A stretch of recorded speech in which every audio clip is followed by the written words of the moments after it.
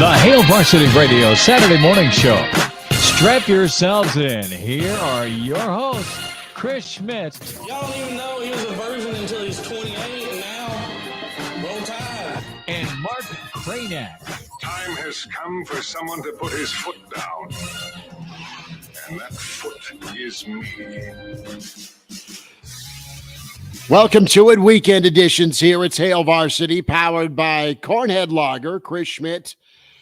Soon to see Mark Kraynak. There he is. Mark Kraynak hits golf balls approximately 50 yards. And Elijah Herbel, we'll just call him the poker champion of Northeast Lincoln.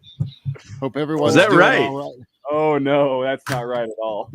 I didn't get a phone call at midnight or 2 a.m.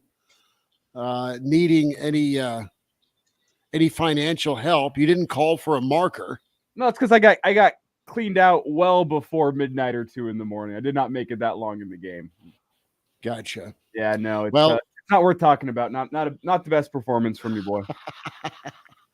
We invite you to check us out, like and subscribe. Hail Varsity YouTube, stream and watch that way. If you want to adopt or take a Bernedoodle named Sterling Schmidt, we can discuss that on this morning's show as well. So he's pissed he's outside when it's 70 and gorgeous. Hail Varsity Twitter. Give us a follow there at H Varsity Radio, Facebook, and, of course, Twitter on KFOR. And, guys, 9 Saturdays. The countdown continues. Some recruiting news to get into on Chase Loftin.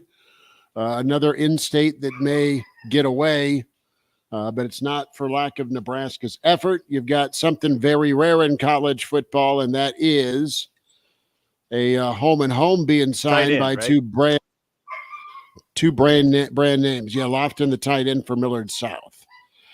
You guys banty about yourselves for 2 seconds while I let these beasts in. Hang on. Sorry.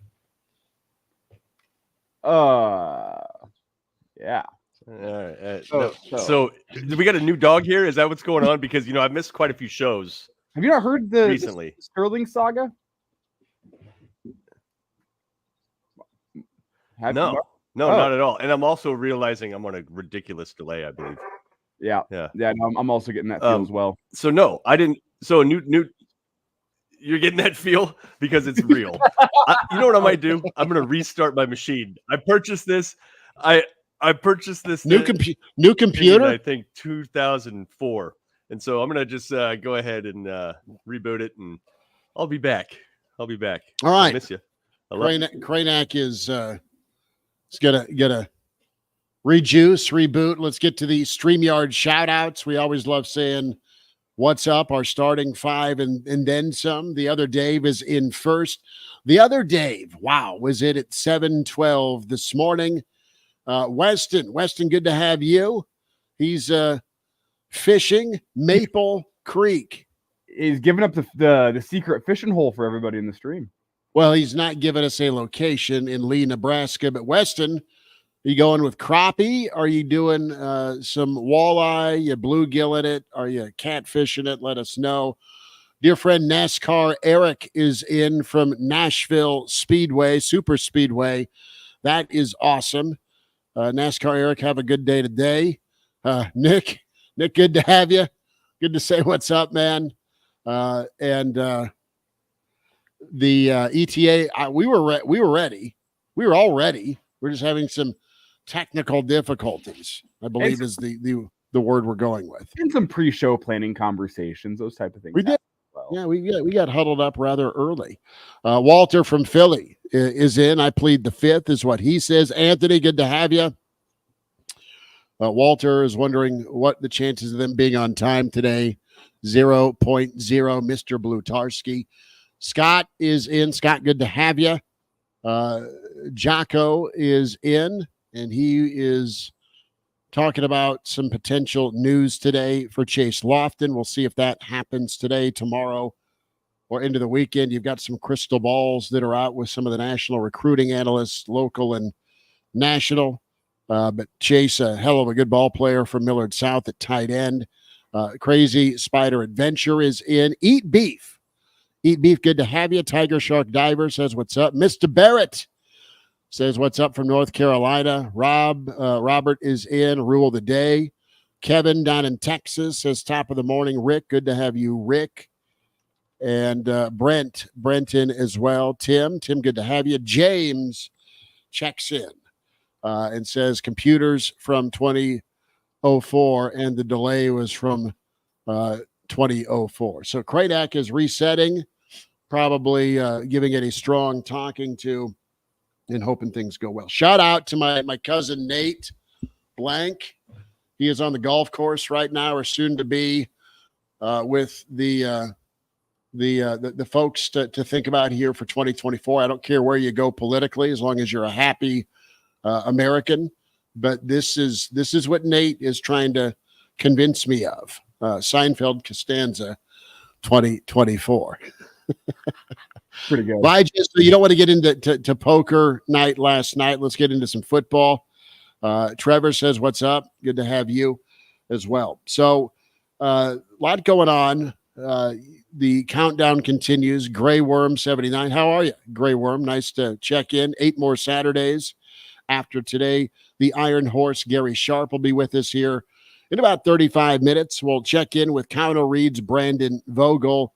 We had a fun week, Elijah. I know this time of year gets interesting, but you're talking video game rankings when it comes to intimidating places to play that dominated a lot of the week.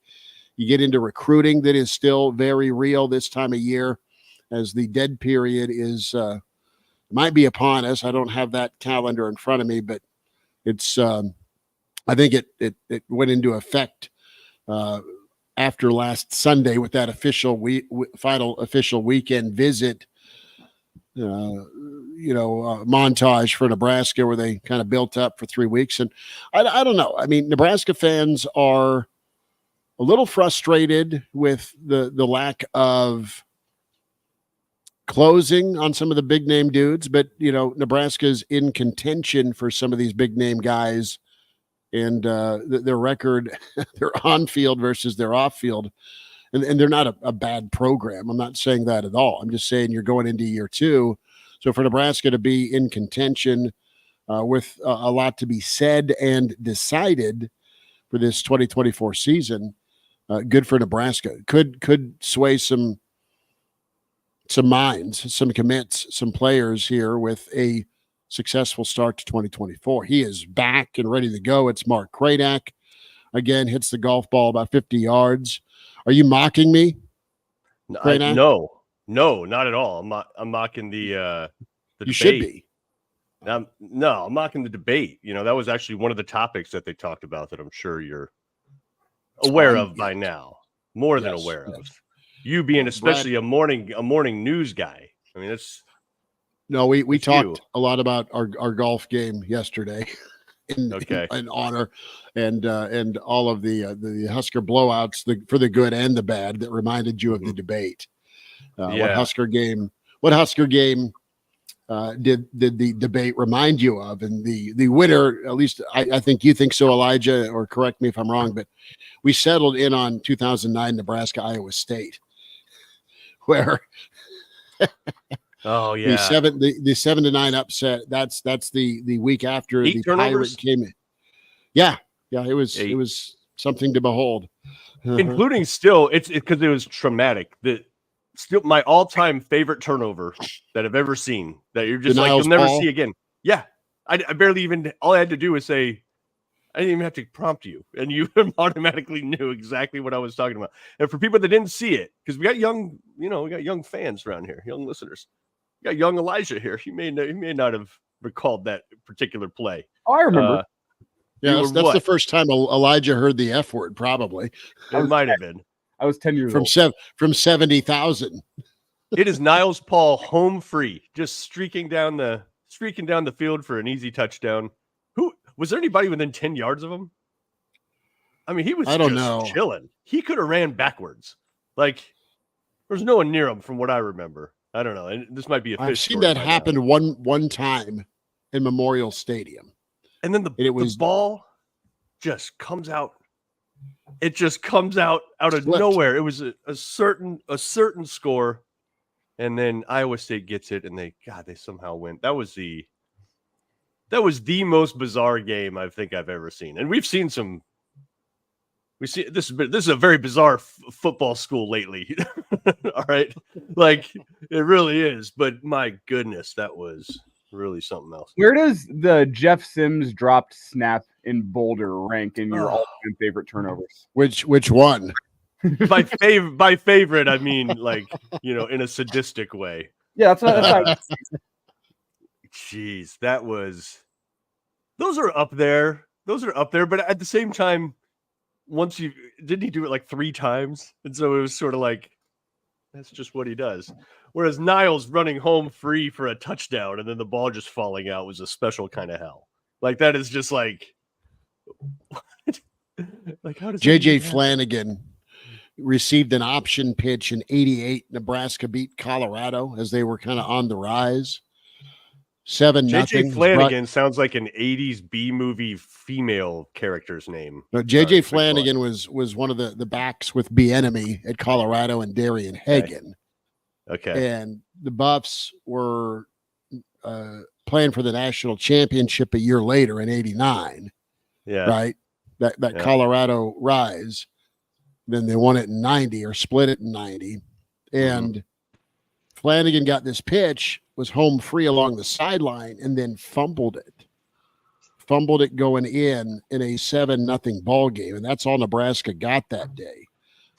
7-0 was the final score. Broderick Thomas and the crew, that '88 squad, shut out a very feisty Colorado team before they went and won in the raid against Oklahoma.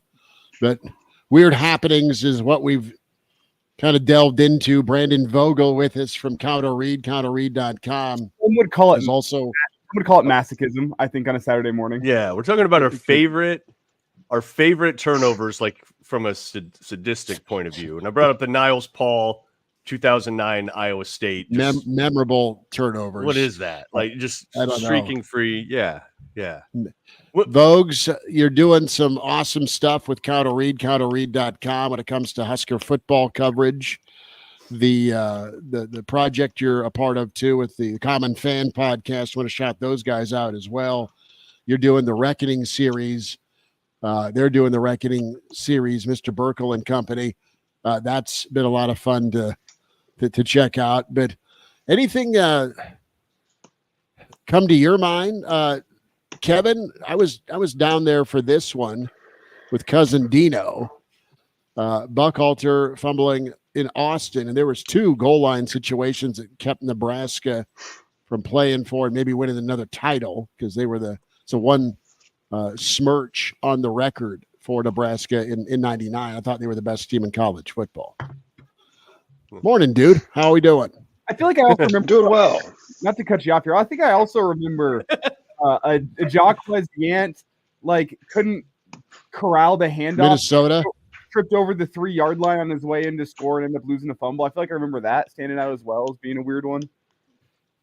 Yeah, Dolman almost jumped out of the booth in Minneapolis.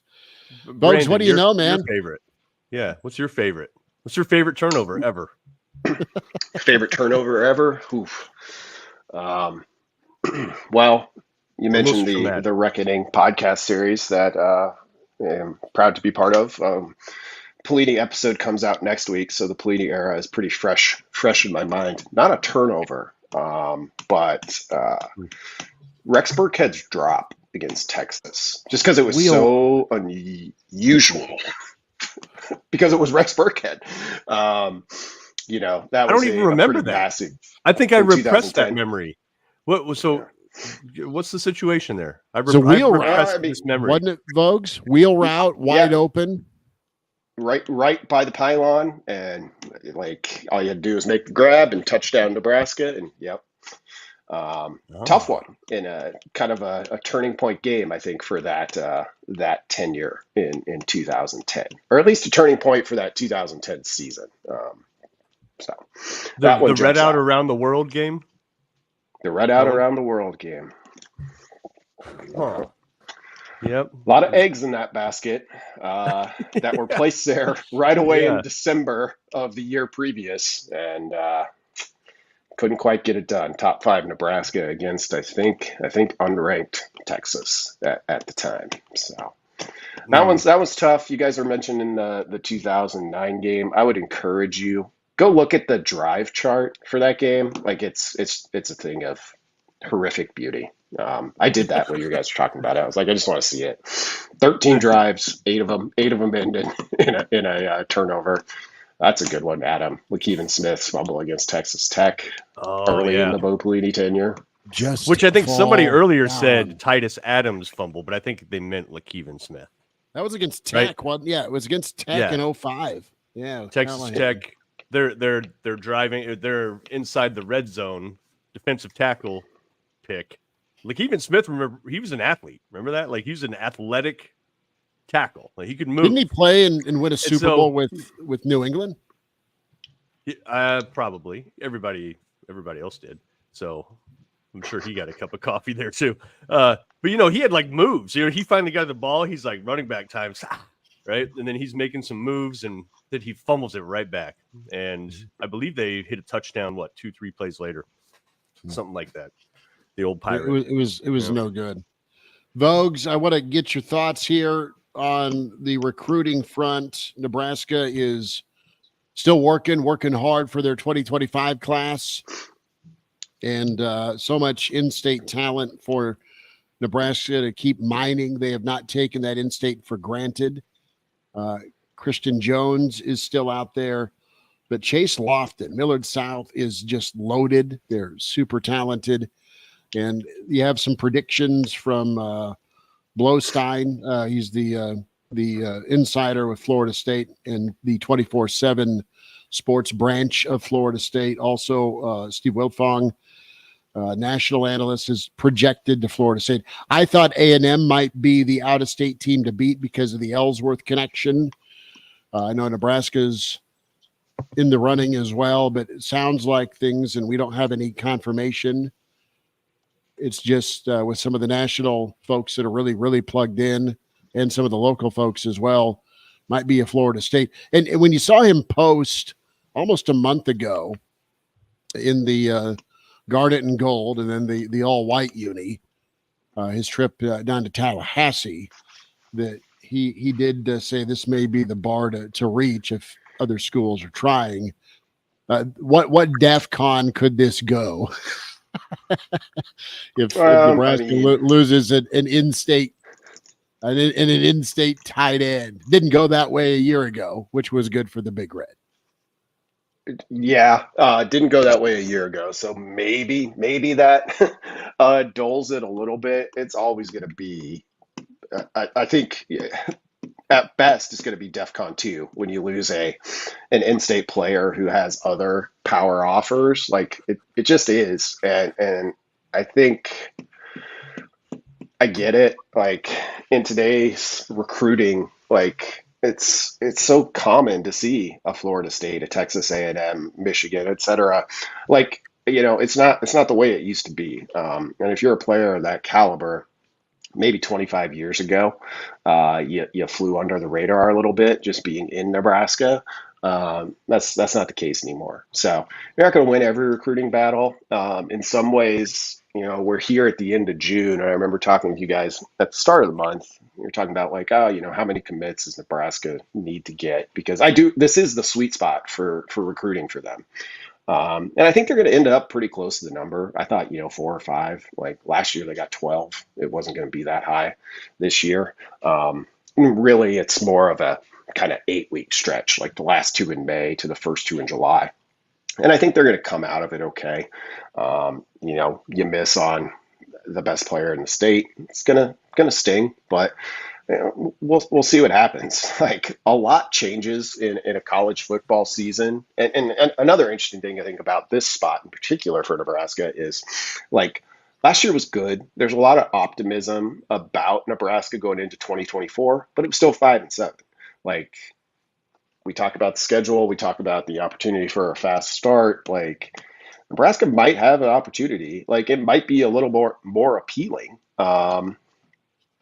five months from now. We'll see. Like, that's an assumption, but if they're winning, all of a sudden you might have some different recruiting conversations that pop up in season. Brandon, do you think it could also be a topic of conversation this summer with as inflated as Nebraska's roster is heading into the 2024 season, that they never wanted to have a large recruiting class here because the numbers have been out of just how many freshmen this Husker football team has on the roster this year, how many sophomores, whenever you add on top of that, it makes up more than 50% of the roster of the guys essentially Matt Rhule has brought in as either freshmen or sophomores in recruiting classes. Is it just a reality that they're going to have to go small here because the numbers don't allow it, especially with the potential roster crunch coming somewhere down the road with potential roster caps on the horizon? Yeah, I think so. I mean, rosters are usually like freshmen and sophomores generally make up the biggest piece of it. That said, what we're seeing now is to a greater degree. And I think if you wanted to, really get into it and give this coaching staff credit, like, and this is speculation on my part, like if it were me, I would kind of look at it like, okay, we got two big classes. We've got guys we're optimistic about. We're going to play them early. Like, we're going to be smart with the red shirts, but we're going to play them early if they can play, and we're going to get them ready to go. And if this thing kind of follows a traditional Matt Rhule trajectory, which is year one, year two, you're better, you're better again in year three. Well, forget this 2024 season. Let's start talking 2025. That seems like a smart thing to do in June, but like, you're going to lose a good portion. Like, it might be a thing where, if Nebraska reaches bowl eligibility, it makes it to the postseason at least. You'll be starting out for a higher level again with 2025. You might need to lean on the portal a little bit heavier that way, because you're going to have, I think, some more immediate holes. You'll have a better idea of those freshmen and sophomores now, their ability to fill them.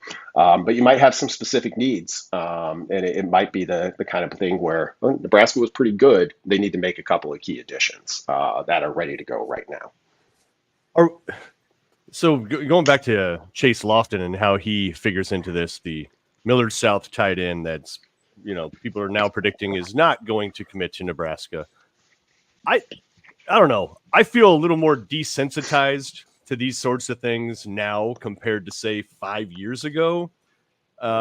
Just curious where you all are at, too, for a couple reasons. One, Nebraska, the state of Nebraska, turns out, 2 to 3 6'6", 210-pound tight ends, high major D1s a year now. You don't have room for all of them on your team. Like two or three. Yeah, 2 or 3 every year now, right? There's a 6'6", 215-pound project at tight end. You add 20 pounds to him, and he's Gronkowski in a year, right? Like, that's, for some reason, Nebraska is just churning those dudes out lately. So you got that. And then, two, just the general transient nature of rosters anymore. Like, a commitment to Florida State is only as good as, like, the year. And then after that, the guy might transfer. He could come back. It's just, I don't feel as, it just doesn't feel like your recruiting classes are just nearly as important as they were a year ago, because you have to mix it with transfer portal. So it's almost like the whole model has to be rethought. Just curious where y'all stand on that. I think your outlook is super healthy, Kraynak, with the new normal, and you're going to have to supplement, but your base has still got to be from a development program to retain and develop. And Nebraska's doing that when it looks comparatively speaking, they are from a retention standpoint. So that's all right. And I think what Vogue's hit on early in this conversation about what Nebraska looks like as we gear towards 2025 from a momentum standpoint, that will be very telling for this 2025 class and beyond from a launching point standpoint. That's how much fun this season could be. Not only getting back on track from a win-loss standpoint for the Nebraska fan base, but also then from a local angle, you're getting, oh, wow, Nebraska is a cool place to go to or consider again. It's not that it's not for in-state kids, but you've got a little bit different level of passion for in-state football players now, possibly, from a recency standpoint. Elijah, how much buzz was there about Nebraska football when you were pancaking dudes at Southeast? I mean, if we're talking nationally, yeah. Well, I'm talking just guys you played, guys you competed against, guys on your team, and I know you had a dear friend that one went to Wisconsin, in-state kid, and another went to Nebraska. So you got to see both ends of it. Yeah, it was like fine. I mean, everyone who grows up in Nebraska, everyone's dream is always to go play at Nebraska. But especially during that tenure, the Mike Riley time, like in-state kids were not prioritized at all. So that lessens the hype just a little bit. Like, cool, like the in-state school, like they seem like the most likely to offer. They never do. Like, I don't know. It wasn't significant. I mean, if we're talking going back to high school, everyone in the locker room was watching Lamar Jackson in Louisville probably more than they were watching Nebraska. And that's just a reality because Nebraska at the time was 5-7 and not looking good and looked like they were headed downhill. So buzz was minor. Obviously, the in-state always has the leg up because you want to stay close to home, at least for a lot of kids, play close to the family. They're the ones that are most likely to notice you. But, like, definitely not even close to what it is now, at least from conversations that I have with people around. No, it's interesting. Tough for me to paint with a broad brush because I know I'm a little bit different than most people in terms of how much I pay attention to Nebraska even at that time. But no, it now feels different than it did back then. Like the buzz around Mike Riley and his tenure was minimal, especially given his level of caring for recruiting in-state kids. Vogues, I want to get your take on this home and home that Michigan State and Notre Dame scheduled. Is this a rare bird in college football? I'm excited about it. It gives me hope that non-conference intersectional matchups aren't a thing of the past. I still want to see Nebraska play Tennessee here in coming years. I want to see more Nebraska Colorados on the schedule. I love those ball games, but I understand too that your league schedule could really be murderous, or even in a air quote lighter year, still be tough with the West Coast editions. Give me a lot of helmet games, yes, but man, give me some of those mystique-driven rivalry games, or give me some regional games against a KU or a Missouri, or what Notre Dame and Michigan State are doing is good for college football. I'm shocked they did it. Yeah, I would say if you want to see more of those games, prepare to be disappointed because you'll probably see less of them. So here's the unknown. Like, we don't know how the committee in a 12-team era will value games like that, or more specifically, punish the loser of games like that. Like, if you're 9-3, but one of those losses is because you scheduled a tough one in non-conference, like, is that weighed differently than going 9-3 with 3 conference losses? Depend on the strength of the conference. I mean, Michigan plays Texas this year, and so that's a home and home. And between the Texas games, they don't play again for, I think, 4 years or 3 years. They have a home and home with Oklahoma. And those were scheduled far in advance. Like, would Michigan do it again? I don't know, but they deserve a lot of credit for doing it now. And I don't know why I was looking at Michigan's schedule this closely, but I was. Did it kind of interestingly. So Texas is in Ann Arbor this year. They kind of have a one-on, one-off so they have 8 home games this year. And then some kind of good G5 opponents. I think they've got Fresno, and I'm forgetting who else they have. But they're home, so it almost is like they're going to play these tough opponents because they know they're going to get them at home. The next year, I think they go to Oklahoma, and their 2 G5 opponents are not of the caliber that they're facing this year. So I think there's a lot of strategy here, potentially. The problem is like it's still a mystery of what the 12-team playoff's going to look like.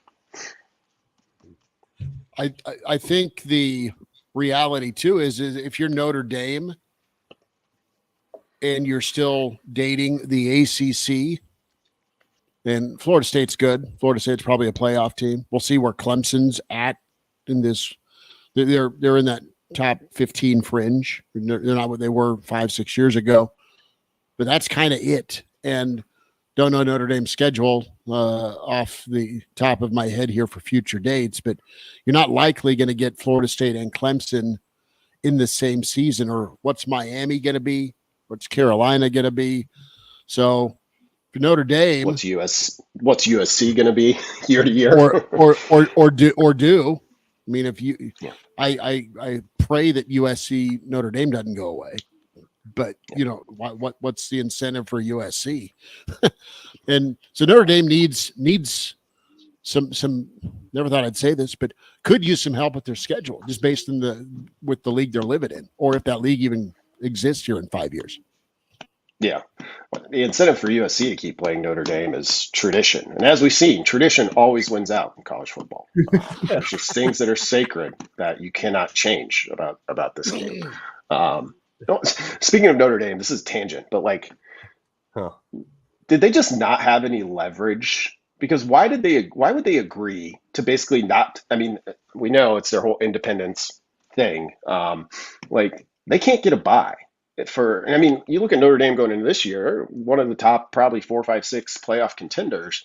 They can't get a bye. And if you were to do the math on that, I haven't, but just thinking through it live, this significantly decreases your chances of ever winning a national title. And Notre Dame, I guess, either didn't have the leverage to change it, but they agreed to it. And best they can do is play a home game in the first round of the playoff. They got to win. They got to win what, 4 games now? All of their contemporaries theoretically have to win 1 fewer. And so, I haven't looked closely enough at it, but is it the top 4 teams get a bye, obviously, and then and then the top 4 conference champions. So and got it, and Notre Dame agreed to not be a part of that mix. Yeah. So the best Notre Dame can do is they can go 12-0, and they'll be the 5 seed. Which is hilarious. Huh. That's okay. All because they don't feel like they have to play a conference title game. Or because they feel like they're going to join a conference soon enough, and so it doesn't even matter. Why fight it? Yeah. And from that perspective of not having to play that 13th game, maybe it should be that way. Maybe it was fair. That's our gentleman's agreement. No, that's a good point too. Yeah. Huh. What's going to happen with Oregon State, by the way? I don't know why I was thinking about that with Tapu, who committed, big 6'8", 300-pound guy who switched from Oregon State to Nebraska a couple of days ago. So who is it that's still without a home? It's Washington State and Oregon State. Is that it?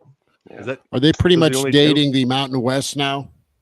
I think they have a scheduling agreement with the Mountain West. So unlike Notre Dame, the question for those schools will be, can they schedule up enough?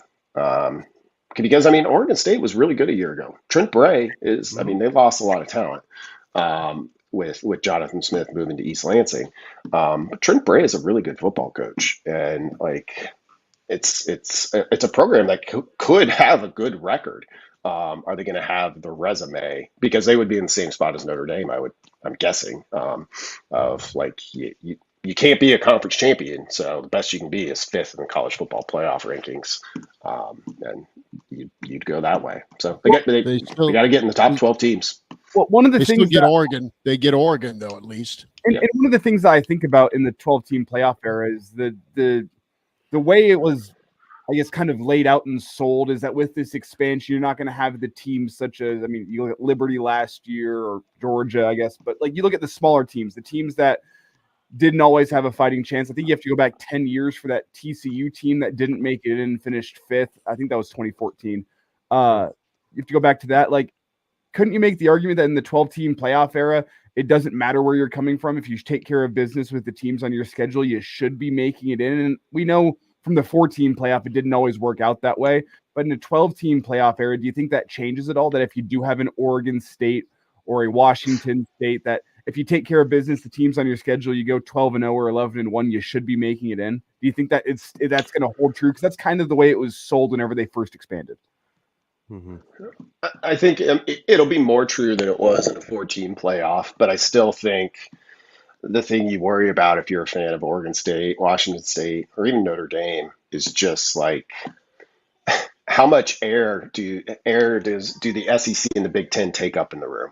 Like if you're 11-1 at Oregon State this year, and say you knock off Oregon, preseason top 5 team, but the bulk of your conference is basically the Mountain West. Are you going to be ahead of, say, 9-3 Penn State in the Big Ten? That's the stuff we don't know.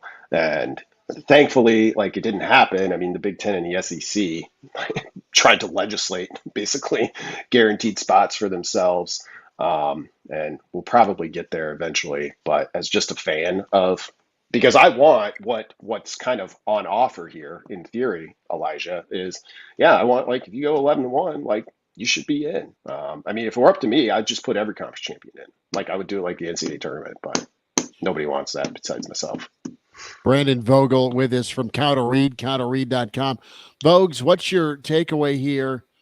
We were spending some time on Nebraska, and Cowherd was talking with Bruce Feldman, and Feldman was pretty bullish on Nebraska. There's a lot of continuing national folks that have done a great job of college football work for years that like what they're hearing and seeing with some of their sources here locally. And he was all in on Nebraska's 2 interior folks, of course, Nash and Ty being the top combo in college football, not just the Big Ten. And we know what we're hearing about Oregon's line of scrimmage. We know what we're hearing about Ohio State, their line of scrimmage, what's Michigan reload with. And of course, Penn State's been pretty good on their lines of scrimmage, at least defensively, historically speaking. But how'd that grab you here with the praise for the 2 hosses on the inside? Well, it's great for them and great for Nebraska fans to hear. I can't say that. I'm honestly I haven't gone through and looked at kind of defensive interiors in tandem deeply enough to say I thought you were going to say best in the Big Ten, and even that would have jumped out a little bit of we got to really go through this and see. It's possible for the Big Ten, best in the country. That would be. Texas basically had the best 2 interior defensive linemen in the country last year, and went to almost played for a national title. So if that comes to pass, buy some more Nebraska stock now, because that changes a lot. If you can be good right there in the middle and kind of control the run game that way, which this defense did a great job of last year. It frees you up to do a lot of different things defensively. Dude, when I heard that, I tended to agree. Maybe it's rose-colored glasses or whatever, but if you think about just the general year-to-year progression of those guys, starting with Nash, right? First year, he's a Coke machine with limbs just sticking out, right? He could not move. It's too thick. I mean, really, he's like SpongeBob almost. The guy was just so rectangular and just strong as hell, right? He could bench press the entire team. But the guy couldn't move, right? And so then he got into wrestling, right? Trimmed down. He was inches away from tripling, quadrupling his sack numbers last year. Remember how many times he got home but just couldn't quite get the guy? Somebody would just spin out of his grasp. I mean, he is capable of double-digit sacks. And then Ty Robinson, he was sort of a top 2% body type out of high school, but just needed to get more strength. And he's done that. And now he's sixth year for him by now, 5th or 6th. 5. And you think about, so think about it like this way. When Colorado's coming into town, and they're going to have the number one high school offensive tackle starting at left tackle. Put a 23-year-old, 320-pound Ty Robinson on that dude, right? That's cool that you're the number one tackle. You're probably really talented, probably really good, but that's a little different, isn't it? And so if you got those two anchoring the defensive line, plus you got a Jamari Butler that's, not necessarily an interior guy, and then Prince, and then you just go on and on and on. I just think Nebraska has so many threats coming at a quarterback that those two guys could be. I'm just trying to think of the last time Nebraska did have a 1-2 punch like that. And I think you have to go back to Crick and Sue. Yeah. And they're not on that same level. Obviously, Sue is on his own planet, of course, but I think you do have to go back there. Can you name the last time Nebraska had that duo of experienced, ready-made, surefire, take them to the bank, solid players at that position? Got to go Peter and Wiltz or Peter and Warren. That far back? I would say Collins and Valentine. Yeah, that's where I was going to go. Oh, okay. What am I doing? Someone punched me in the face. Yeah. Fair. Second and third round. Yeah. Thank you. Fair. Good call. And that made a difference, right? And you remember how much Collins especially. Bleak was awesome. He really tore things up for Nebraska. And it just looks like, especially if they start to get some protection from their offense, where they're not on the field every other, not on the field every 2 seconds, and those guys can rest up. I don't know. I tend to agree with them. It's just that's exactly what you want. You want 4 or 5, 6-year guys that have just been, improving their bodies and dialing in their training and all that. Nebraska's definitely got that right now. Vogues, go ahead, bud. Water break. Sorry. No, I think I was curious, so I grabbed Athlon, which I happen to have here at my desk. Did not have Nebraska in their top 10 D-line rankings, which doesn't, prove anything. I was just curious if they were in there. But I think, when we start thinking about the 2015 year with Collins and Valentine, they were juniors, I believe. Good, but probably Bruce Feldman wasn't saying they were the top 2 interior guys in the country going into that. And I think if we want to use that as a kind of a comparison for what Nebraska has, I think that's a pretty good fit. And they were also, let's keep in mind too, they were also in disarray. They were changing changing out coaches, obviously going from Pelini to Riley. Collins did not like what was happening there. The team was in a very different place mentally. Whereas with the team right now, they seem to be pretty bought in, pretty together. Veteran dudes. I would have loved to have seen Collins and Valentine continued under Bo, right? I think you would have seen a way different output from both of those guys. No, I'll give Kaz a quick shout out with just what he did with that interior line. And then you have the Davis twins that came in. I mean, so they were pretty good up the middle. So Vogues, ConnellReed.com, tell folks how to get on board. And love my my bi-weekly newsletter that you and Aaron Sorensen do. Let's talk a little bit about subscription and how folks can get their football fill.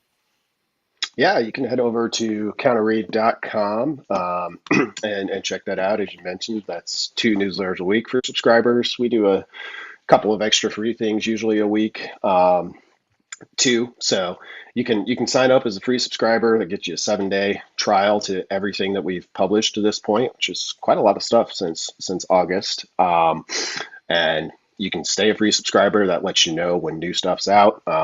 Paid subscribers get those 2 exclusive newsletters a week.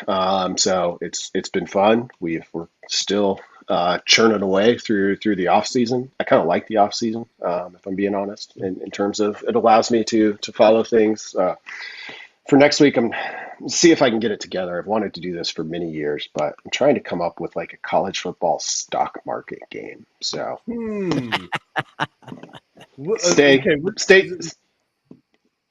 Expand on that a little. You can't just tease us like that. Yeah, I mean, I've never been a fantasy football guy. Not since I was 11. My dad, we used to bring home the little. Do you remember the little Miller Lite season previews? That I remember the Miller Lite. Yeah.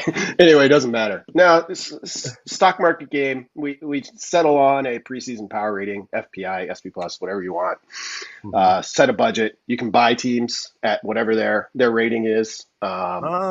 Check it. Or you could sell short teams. Like if you're like, yeah, I'm not buying Michigan this year. They're going down. They're going to have a lower rating by the end of the year. So we'll see. We'll play around with that. See if anybody's interested. I've wanted to do it for a long time. Interested. The Sharp and Vogel house of college football brokerage. I like it. There's Gary's. He's doing some research for the stock market game right there. Yes, I am. Still. Like it. Vogues, appreciate you much, man. Go buy some fireworks, all right? Sounds good. Have a good one, guys. Thanks, Brandon. Hey, Brandon, thanks for being on the show. Now go blow up some digits. I know. Sharpie, how are you, dude? Doing well. How are you guys doing? Good, man. Saturdays. Kraynak, what's wrong with you? I'm not wearing a hat. Yeah, I know. I thought about this. I took a shower before the show today, which is rare. One, taking a shower. Two, before the show.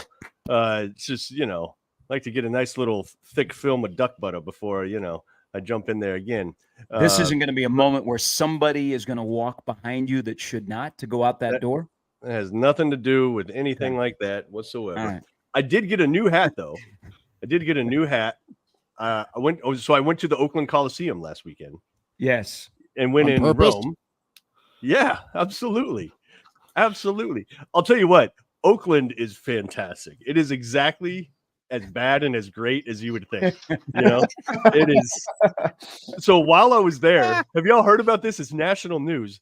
The mayor, she's probably, I bet you she's late 30s, early 40s, daughter of Vietnamese immigrants, ran on a kind of campaign of like change. We're going to get rid of this corruption.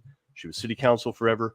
Her house gets raided by the FBI. Like her house, the mayor of Oakland's house gets raided by the FBI, goes radio silent for 2 days. And like while I was there, and I was just like, this is incredible.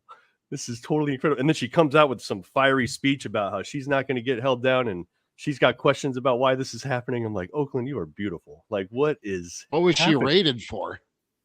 Well, it just gets better and better. There's we don't know if she's the target of the investigation yet, but there's this like pretty powerful family that runs a waste management company. I mean, classic mafia stuff, right? Named Anthony. No, it's a Vietnamese family, a wealthy Vietnamese family that runs this waste management company that the FBI believes has been funneling money to just like random people to give to candidates. So like straw man political donations. And they have the contract for the city. And if you have the waste management contract for the city, you can dump bodies. You can do all kinds of things. It's great. It's just like, it's the perfect, and it's multi-year contract and there's always going to be garbage. And so, wow, it was just amazing. But the stadium, by the way, the Coliseum, kind of weird, but it's cool. As you're sitting in there, you're like, man, Bo Jackson was just running right down on that field. How about that? Thank you, Cincinnati. Hilarious. The signs are hilarious. People in the outfield just MF in the ownership. It's probably a third full, but at the same time, it's beautiful. It's like mid-70s, sunny, light wind. You're just like, oh, this place could be so good, but it's so corrupt. I'll tell you. So, anyways, yeah. But I got a hat. I was going to wear it today. But, nice. All right. Yeah, I got a hat. I like it. I got a hat out of the deal. I love that was the longest story ever, just to preface the fact that you got a hat. I got a hat. It's okay. We all had, some of us of a certain age all had Oakland A's hats at one point in our life in the 80s or 90s. Great uniform. So and they were honoring like the 1974 team, I believe. Raleigh Fingers. Raleigh Fingers, and he gave a speech and everything. He has the exact same mustache as he had before. Dennis Eckersley was on that team. No, he wasn't. No, I swear. No, he was not on the 74 A's. Is X still doing? He was doing. He was with the Red Sox broadcast, wasn't he? Yeah. Eck? Yeah. They had. Hey, when the A's were going, they were great. I mean, look at La Russa, Canseco, McGuire, Ricky. They're part of two prominent moments in the '80s with the Kirk Gibson walk-off, and then the earthquake against the Giants. But it is. I think when you were telling this a couple weeks ago, Mark, I was out there not too long ago. Dude, it's really sad, but they ruined that stadium. That used to be a really cool stadium because remember the outfield was open and it had a great backdrop. But then when the Raiders came in there, they built Mount Davis and they have this monstrosity in the outfield that just ruined the atmosphere. Yeah. But when you're in the concourse area, it just reminds you of Memorial Stadium, to be honest. Just concrete and it's fine. It's not like disgusting. It's not like there's rats running around or whatever. The way you hear it, you're just sort of like, come on, it's not that bad. But it is not Jerry World either. I'll tell you that.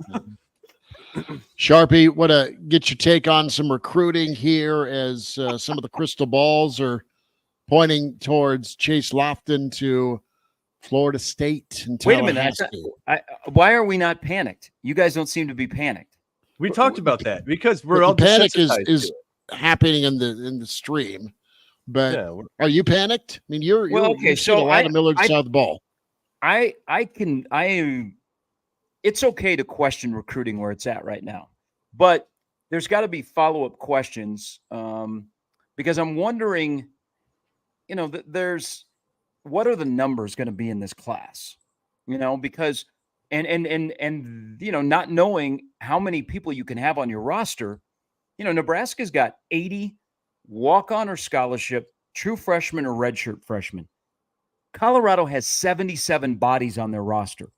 Just think about that out loud. So I'm wondering, they've missed on some targets. I will give them credit for this. They haven't settled for the mid-tier prospect. They've been aggressive in going after guys, and it hasn't been as quick in June. There hasn't been that one linchpin that has led to, some momentum. Parker was a good pickup, but God, we've kind of already forgot about him. Here's what I'm worried about is in this cycle, not long-term, but in this cycle, is they didn't get the spring game bump. Usually they have a good array of prospects on campus for the spring game, and then you start to see one after another say yes. So, Nebraska's still in the mix where the next week, week and a half, they could add to the class that currently has 12. The Loftin recruitment is kind of interesting because at the end of the day, you can say, geez, that guy's at Millard South. Nebraska's done everything. Well, he'd also like to go to a place that is not selling sunshine and is selling success. And Nebraska right now can only sell sunshine until they get success. That's why it's so important this year to win, because then you can start. And I think this is a good group of recruiters when it comes to evaluating talent. I still think they need a hammer or two, but they've done a good job of selling sunshine. Can you imagine if they get the opportunity to sell success? So it's okay to question where recruiting is going, but I think we have to understand it's a long process here, and we don't know what Nebraska's approach is because of the numbers and thinking, man, all of a sudden we might be capped when this season is over with our roster, and then we're screwed. Well, there's so much going on with that too, and I'm sort of desensitized too to Nebraska. We were talking about that just with how transient rosters are. Go look at the 2022 recruiting class, guys.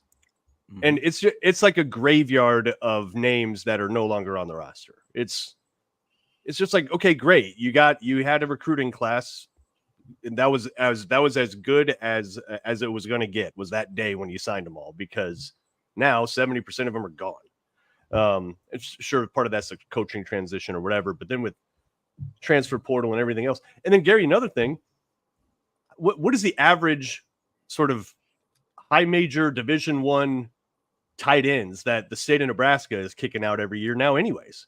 6'5", 6'6", 210, 215 pounds. Nebraska's kicking out 2 or 3 of those guys every single year. You can't get them all. Yeah. The recruitment has been interesting. here's how we go and we ride the momentum of recruiting. Like, for example, Nebraska at one point led for merit.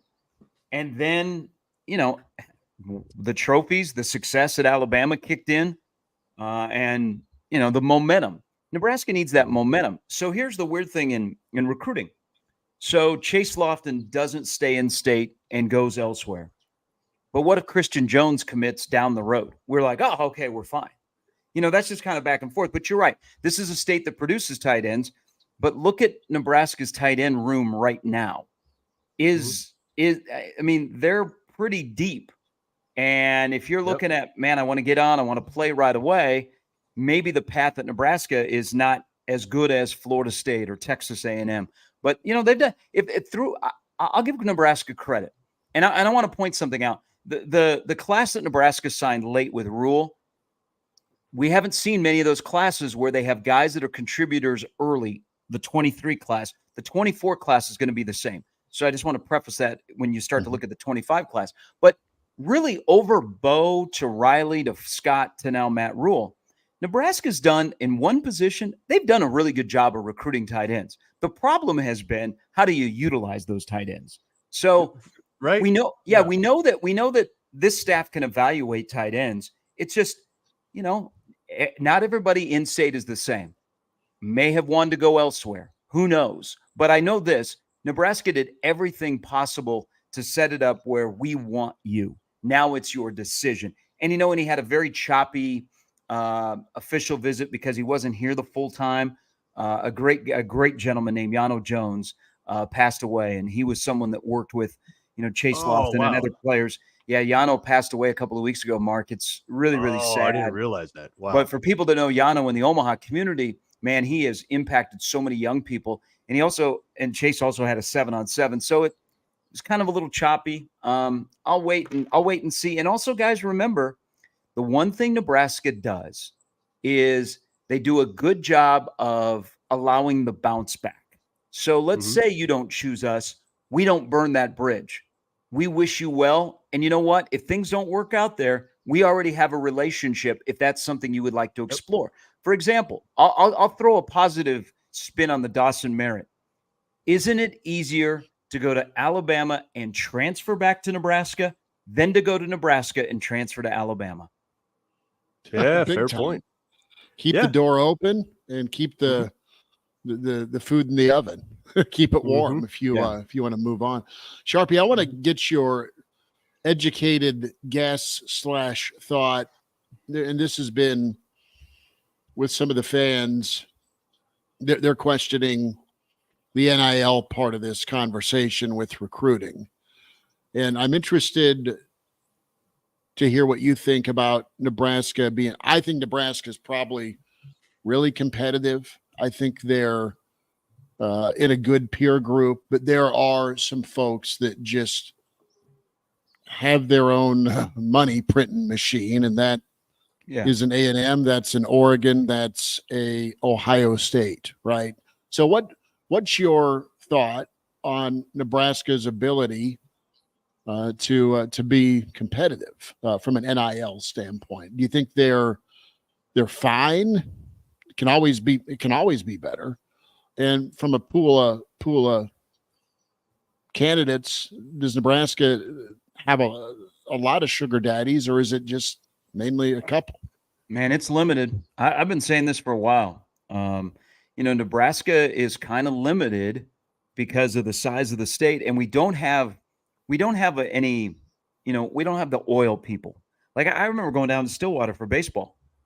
They've got 2 major boosters. How do they make all their money? Off of oil. Nebraska doesn't have as many of those, like, big time, hey, you need 10 mil, here's 10 mil. And if they do, they've tapped them. That's the thing that Trev uncovered, that Dannon is finding out, is where do you find that new money that wants to support Nebraska? Do you find that new money if Nebraska starts winning? So there you go, Rhule, another part of it's time to start winning. I mean, that should be just the slogan of the year. It's just time to start winning. What we don't know, and I'm not super comfortable in these conversations anymore about NIL because I hear different things. Nebraska has access to name, image, likeness money, but there's also the part of when do you use it? Does that make sense? Yeah. So you have a head football coach who understands the importance of NIL, but he would rather use it to retain and reward than to buy a player, if that makes sense. That's just my read, but I think Nebraska's NIL is good, not great. And nobody's quite figured it out yet either. It sort of reminds me of like the early days of cryptocurrency. Somewhat, no one really knows what to do with it. They know there's something there. They're going to throw a lot of money at it, but they're just like, I don't know what's actually going to work out. Missouri seems to have a pretty good idea of what's going on. I will give credit to Drink in Missouri. Well, and Elijah, you're Tennessee. absolutely right. In what way? In terms of acquisition? Oh yeah. If you look at their recruiting class, and they don't hold anything back that they are in the NIL game to play. But what happened? When did this kick in? When they started to win. Mm-hmm. And the boosters in Missouri, they said, oh, okay. And one thing led to another. That's why it just keeps adding up how important 24 is for Nebraska. You got to get some momentum.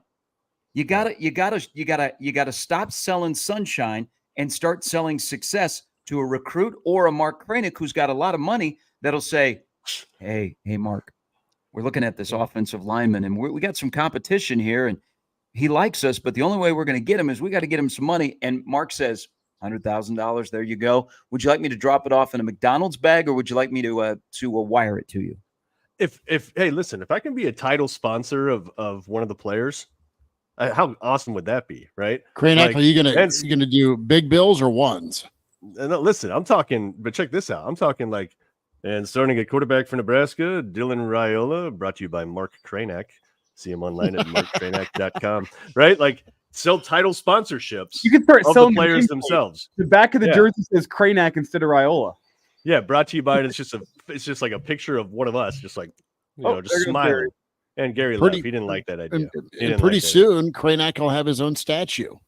Yeah, well, I mean, it's about time. My God, everything I've done for that university. So, how about I don't know. You mentioned Missouri as having it all figured out. We don't know how sustainable it is, though, either, right? It's just, we have no idea.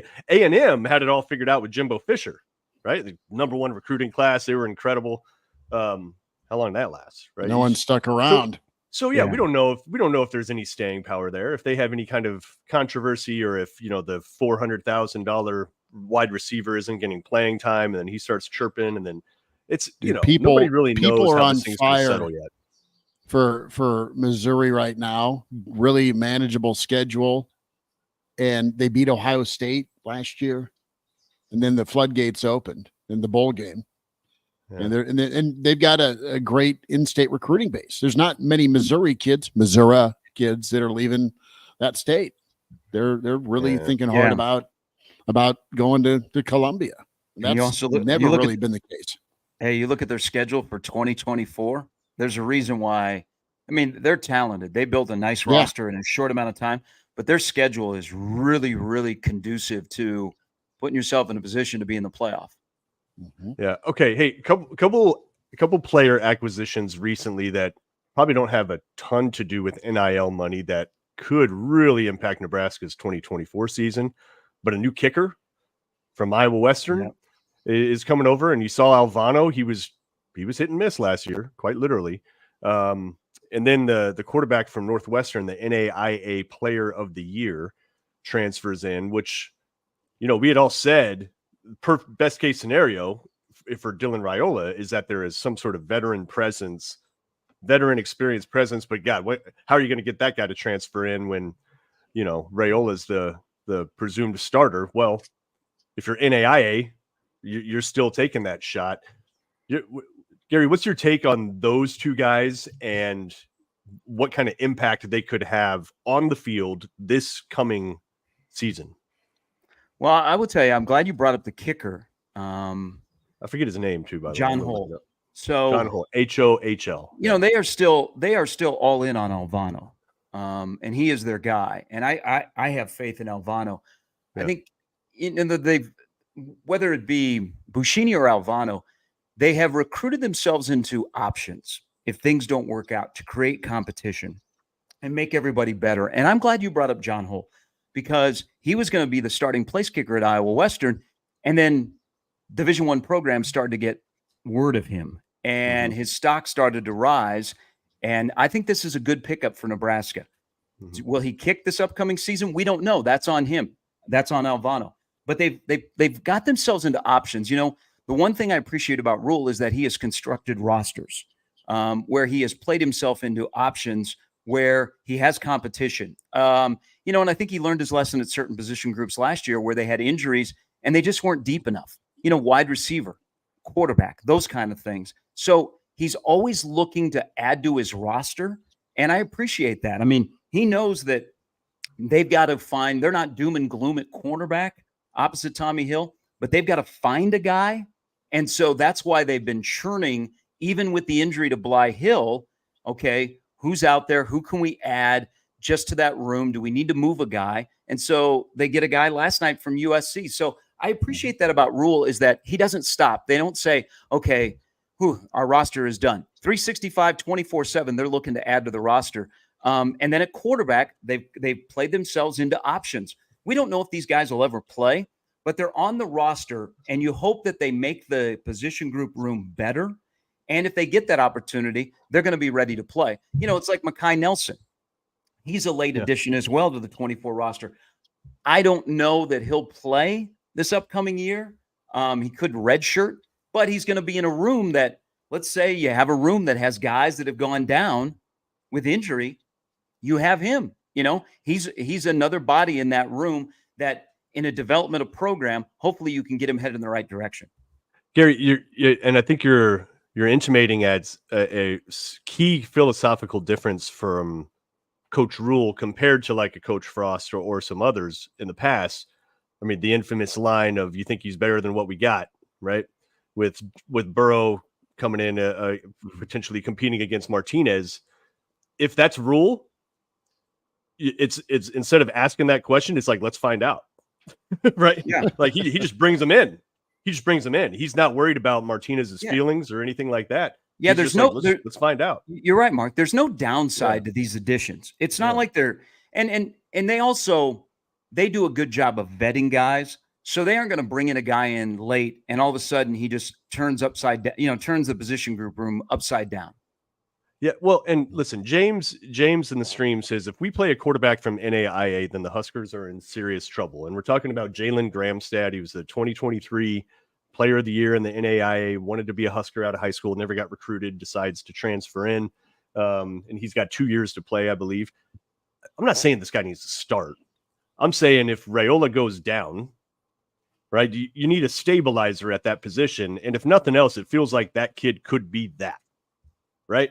Could be just a stabilizer. I'm not saying he's all conference. I'm saying he's a guy that's going to make. He's a guy that's going to make sure Harburg's ready to go. Right. I mean, it's a competition thing as much as a depth thing. Yeah, I'm not. I mean, I know, and you were away last week, Mark, and people are like, "Well, there you go. You got your quarterback too." And I mean, let's just slow the roll here a little bit. Yeah. I hope we get to a point where we're really not talking about quarterback 2 or quarterback 3 because quarterback is so good and he stays healthy. The other thing is Raiola needs to play. Raiola needs to play football. He haven't played a game in college yet, so he needs to play. But they have depth in that room. There's no downside to an addition. But I think at the end of the day with the quarterback position, they hope to get it where they can win with every quarterback. Yeah. Now, they can win more with certain quarterbacks and a certain quarterback, but it doesn't matter who's in there at quarterback. Gary, as we have this conversation here about depth, something you talked about when we were talking recruiting was the potential roster limits that could be coming to college football. I understand in the short term, it screws you because you're going to have to make roster cuts. I mean, Nebraska's roster is well north of 150 already right now. They're already doubling up lockers in the new facility because they have so many guys. But in the long term, how much do you think roster caps would screw Matt Rhule's rebuild of Nebraska in terms of his vision? I think it would hurt Nebraska immensely. I think it would hurt college football. I mean, that's the culture of college football is a walk-on program. Now, Some rosters are oversized and it's ridiculous. Some, I mean, there's a lot of schools out there, if you did the math, don't even use their full 85 scholarships. So I think Nebraska is smart about the roster because it's about reps. I mean, we can talk about, man, they got 150 guys, but how many of them are getting true reps?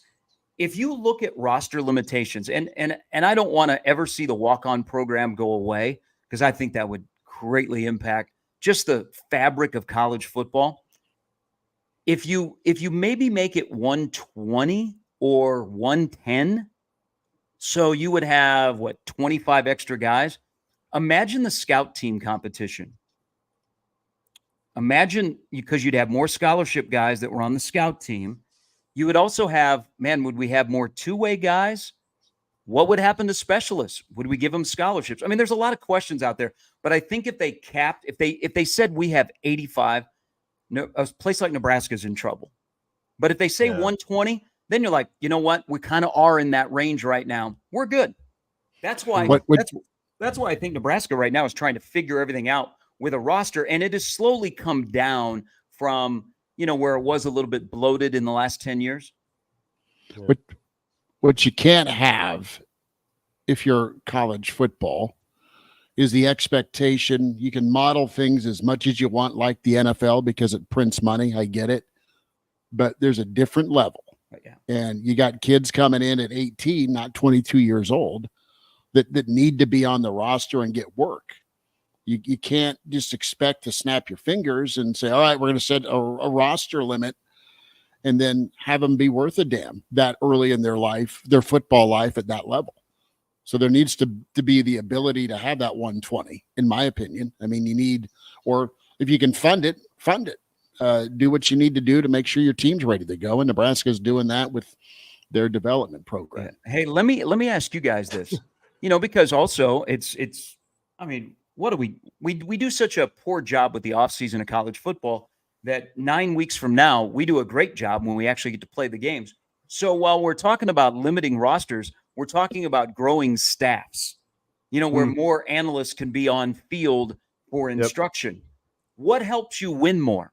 A larger roster that Monday through Friday benefits everybody, or a larger coaching staff? You need both. You need Nebraska's had great offensive lines when you've had two coaches. And I'm thinking of Milton Dan, and you had Barney and Mr. Garrison. You had two guys focusing on the offensive line for a time at different points in Nebraska football. That's key. Secondary too. I mean, you've got 15 offensive linemen, 20 guys in the secondary, Sharpie. Mm-hmm. I mean, both those spots need put as many resources towards those two spots as you can. Jeez. Yeah, well, no, I like the idea of additional coaching, and I think because there's to a certain point, right? Like once you get to the bottom 30 players on a 150-man roster, it's sort of like, well, you might get a James Williams that pops up, but it's kind of rare. But if you can have hands-on coaching, I mean, I've learned that in youth baseball, when it's just two of us running a practice versus four, huge difference on the amount of instruction and all that you can deliver. And Nebraska would be an appealing place for coaches, right? It's an appealing place to come coach at. Work for Matt Rhule. Yeah. I think Nebraska stands to benefit from that quite a bit too. One, just because of the place and the tradition that it has. Like, it's a good spot for a veteran guy that maybe just got run out of whatever program he was running, or offensive coordinator that's been in the game for a few decades that got fired or whatever. Nebraska is a good spot to come kick it for a while and and do some coaching. I think Nebraska will benefit from that quite a bit, actually. Almost all of the changes that are happening and that are being talked about, I don't see as hurting Nebraska. I see Nebraska benefiting more from all the tectonic shifts in football right now than falling behind, just because of the steady stream with the fan base, steady stream, the steady facilities, good conference. Your money goes farther here, money goes a lot farther here than it does in one of the bubble cities. I don't know. I'm more bullish than I am concerned about Nebraska's future with everything happening. Then maybe you could say, even 8-9 years ago, something like that. Like, would you rather, put it this way, would you rather be right now? Would you rather be Nebraska or would you rather be Florida State? Washington State. Well, right now, Florida State right now is knocking on the playoff door. Florida State's got to figure out where they're going to live, possibly, and they're trying to. What's their future? Right. Well, their future's to go find someone to pay their legal bills and buy out of the ACC. Mark, to go full circle. Would you rather be Oklahoma or Nebraska right now? Mark, go full circle on this. Ask the Florida State-Nebraska question. Go find Chase Loftin, ask him that question, have a civilized conversation. I know. Like, Chase, what are you doing, man? Look at the future, bro. Like, be strategic here. Well, I think, the one thing Nebraska has, and I agree with you, Mark, on this. I think Rhule is somebody who he recognizes how he got in the business. And if you do this right, some coaches will allow young coaches the opportunity to get hands-on experience where they can put that on a resume, and then it might be easier for them to get a full-time job than to stay an analyst. The other part, you look at, Nebraska's non-on-field staff right now, they have a good collection of guys. Now, Tony White, when he came from Syracuse, brought a couple of guys that are vitally important as analysts for Nebraska. That, when Tony White moves on to his next job, will probably take them with him, and they could be full-time guys. Donovan Raiola has had I guess now they label him as an analyst, Aaron Coiling, who has been a huge asset for him for the last couple of years. I think, Nebraska will not all of a sudden just start adding people. They already have a lot of people that are involved. They will do it the right way. But I think at the end of the day, coaches will look and go, man, I don't want to be capped in terms of acquiring talent, because to bring it full circle, how many Mark Williams or Josh Williams are you going to find? James, James Williams, excuse me. I had a brain fart there. Where you're going to find them if you don't have the ability to have the 86th or 87th or 88th guy in your roster. Yeah. 85, I think, is a non-starter. Like, come on. That would be. I hope that is shut down immediately. There's enough voices, and I think important voices in college football that are talking about this, like the Kirby Smart level, the Lane Kiffin level, guys that have success, that they're talking about it, that maybe somebody listens, but it might be out of control of college football, where people that are not involved in football are going to make these decisions, which is not good, but we've seen before. Can we just dive into, like, what's the rationale in your mind for cutting it to 85? Like, you talk about, like, there's leveling the playing field aspect of things. Is it that to you, or save money? Save money? Yeah. That house settlement has changed everything, because now you're gonna have to start, building a cachet of cash for revenue sharing, and you're gonna have more of, well, football is bringing in all of this. Why do we have to touch football? Well, football now has to, play along with women's soccer or men's soccer or, men's and women's volleyball. So I think that house settlement has really changed everything, because the whole landscape is changing in terms of money. And even though football is the driver on 99.9% of the campuses in America, I just think there's going to be some hard decisions that are made in athletic departments over the next 10 years. Sharpie, will wind it down, and awesome to chat with you here as we count down to that first Saturday against UTEP. The honeymoon phase with old Trev and A&M, the week that's been. Oh, yeah. I can't believe we haven't gotten to this yet. This has been a very popular topic in the stream this morning. You mean Trev got schlossed? Yeah, when he got outed, Schlossnagel, for people that haven't seen that story, Jim Schlossnagle, who just fled A&M and went to Texas, head baseball coach. Fled's just a good word. Explosive accusations in a recent article. I can't remember who he told this to, but Trev basically told him, "Hey, if you don't like what's going on here, you can move on." Like thanks for getting our team to the doorstep of a national title. Meanwhile, Schloss takes his staff and every stud from A&M, and they just go say, "What's up, Bevo?" That's got to just piss A&M off, all elements of this whole transaction. Cleaned house from Childress's tenure and has those dudes competing for a national championship 2-3 years later. What is up with Trev, man? Well, okay. So being around Texas A&M up here at the College World Series, it's wild that this was put in motion a while ago. And it goes back. So part of it is they added $80 million to the ballpark. They have a project coming up. But before Trev got there, it was a little choppy on getting the funds and getting it moving. And apparently the project has been delayed. Now it's moving forward, but it was supposed to happen a lot sooner. So that Trev has nothing to do with that. But that's one of the things that ticked off the baseball coach. Then Trev did come in and he made some changes, and a couple of people that were close to Schlossnagle were gone. I mean, Schlossnagle, when they had the George Strait concert, he tweeted about it. They had 110,000 people at Kyle Field. He tweeted about it, and he thanked a guy that had gotten fired by Trev. So I don't know that they had time to establish a relationship.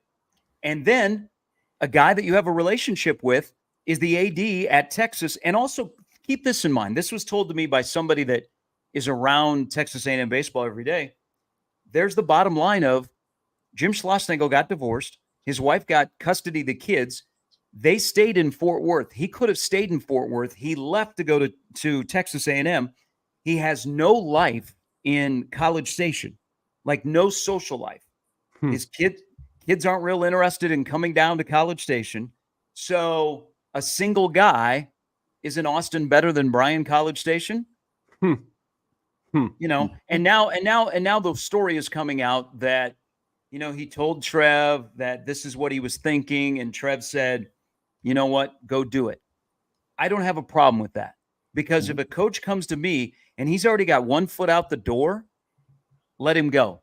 That job is too demanding. And you want somebody to be all in. I want that guy to say, man, I'm an Aggie for life. And I mean it. Not, you know what, I'm thinking about, you know, you got that thing in Texas. Go, you know, go. That's fine. That's fine. We'll move on. But it just, in the transition and where Trev has been the last couple of months, it's a really, really bad look. And now he's on the clock to make a hire that I don't know that it'll be a splash hire because of the timing, but maybe a very good hire in the baseball circles. But what a crazy, crazy story. I mean, there's allegations of burner phones, and they were recruiting while they were in Omaha, that Texas intentionally sabotaged Texas A&M. I mean, that's what pettiness and college sports are so great, because we had a moment like that. You don't see that in the Big Ten. We don't have enough cutthroat athletic departments in the Big Ten where they would go and steal another prime coach from a school, and all of this stuff would be going on. I mean, guys, Monday night, that press conference was so uncomfortable when he attacked the reporter from Tex Eggs. And you know what? And he never really apologized to him, in my opinion. He just explained what he did. But I'm driving to College Station next year when Texas plays at Texas A&M in a 3-game set. No kidding. Wear an Army helmet.